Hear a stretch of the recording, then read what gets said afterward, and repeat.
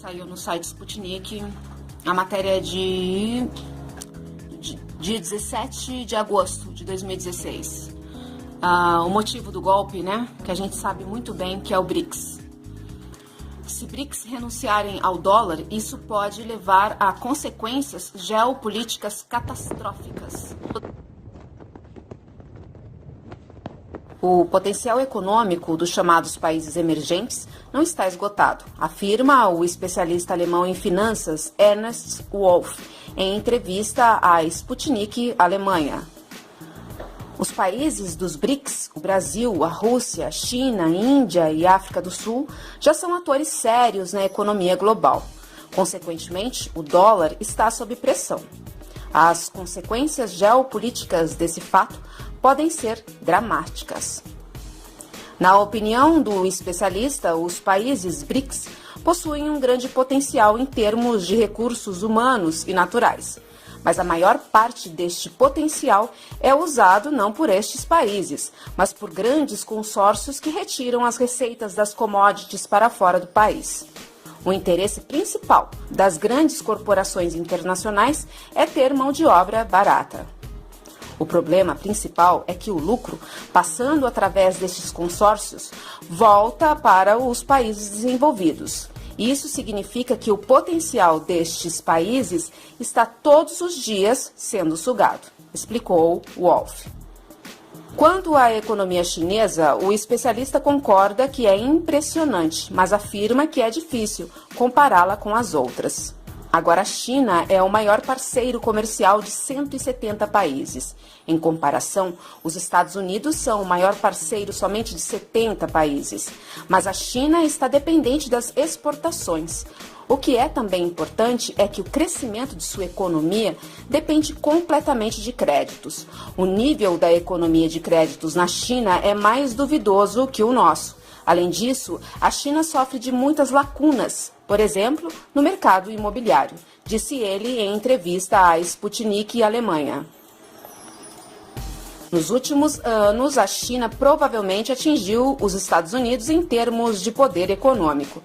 Segundo Wolff, a economia da Rússia está no caminho de recuperação. A situação russa é melhor que no Brasil ou África do Sul. O preço do petróleo é muito importante para a Rússia. O que é também importante para a Rússia é que realiza uma política externa ponderada, intensifica as relações comerciais com a China e outros países. A sua posição nos mercados melhorou muito, destacou o economista. Na opinião de Wolff, o Brasil está passando pela pior crise econômica nos últimos 100 anos. O país está em recessão já por 3 anos. Os salários estão caindo, o desemprego é de 11%. Todos estes problemas sociais não surgiram do nada. Graças à Olimpíada, a realidade social está um pouco suavizada. A realidade que está por trás disso no Brasil não parece ser boa, afirmou.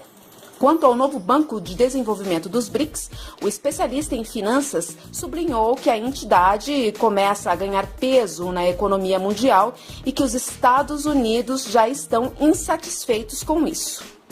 O problema é que o novo Banco de Desenvolvimento funciona no sistema do dólar. Há que lembrar que o sistema financeiro mundial é o sistema do dólar. A única organização em todo o mundo que tem o direito de imprimir dólares é o Banco de Reserva Federal dos Estados Unidos. Durante os últimos anos, os norte-americanos conseguiram submeter todo o mundo. Ele explicou que a criação de outro sistema financeiro é o pior pesadelo dos Estados Unidos e, por isso, tentam evitar que isso aconteça. Os norte-americanos fazem de tudo para preservar o seu sistema. Houve algumas tentativas de sair fora deste sistema e elas acabaram em derramamento de sangue. Saddam Hussein, por exemplo, queria vender o petróleo não em dólares, mas em euros. Muammar Gaddafi queria introduzir uma moeda coberta por reservas de ouro. Isso levou que ambos já não estejam entre os vivos, disse Wolff. Além disso, o especialista comentou os progressos em relações russo-turcas. No encontro em São Petersburgo, disse ele, os dois líderes acordaram realizar comércio em rublos e liras. É um tipo de declaração de guerra contra os Estados Unidos, parecida com a de Hussein e Gaddafi. As consequências devem ser interessantes. O BRICS, ele é o único que pode fazer frente ao mega poder hegemônico norte-americano, concentrado no seu Banco Central, Fed, que tem o poder de imprimir dinheiro, o dólar, do nada. O dólar, que é uma moeda que não tem lastro em riqueza real, é um papel podre, conhecido como fiduciário, mas que não representa, na verdade, riqueza alguma. E o Império Norte-Americano está sedimentado em duas bases, petróleo e dólar. E essas duas bases se interligam, se comunicam entre si para manter o poder hegemônico dos Estados Unidos e seu consórcio. Com a conferência de Bretton Woods, os Estados Unidos conseguiram convencer o mundo de que o dólar era uma moeda segura, um mundo que estava fragilizado no finalzinho da Segunda Guerra Mundial. Os Estados Unidos conseguiram convencer os países de que o dólar era uma moeda segura e que poderia trocar dólar por ouro a qualquer momento. O mundo, como eu já disse, estava fragilizado.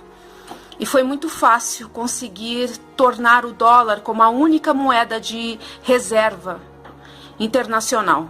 Mas na década de 70, Richard Nixon cortou a paridade do ouro com o dólar, tornando o dólar uma moeda de curso legal, uma moeda fiduciária.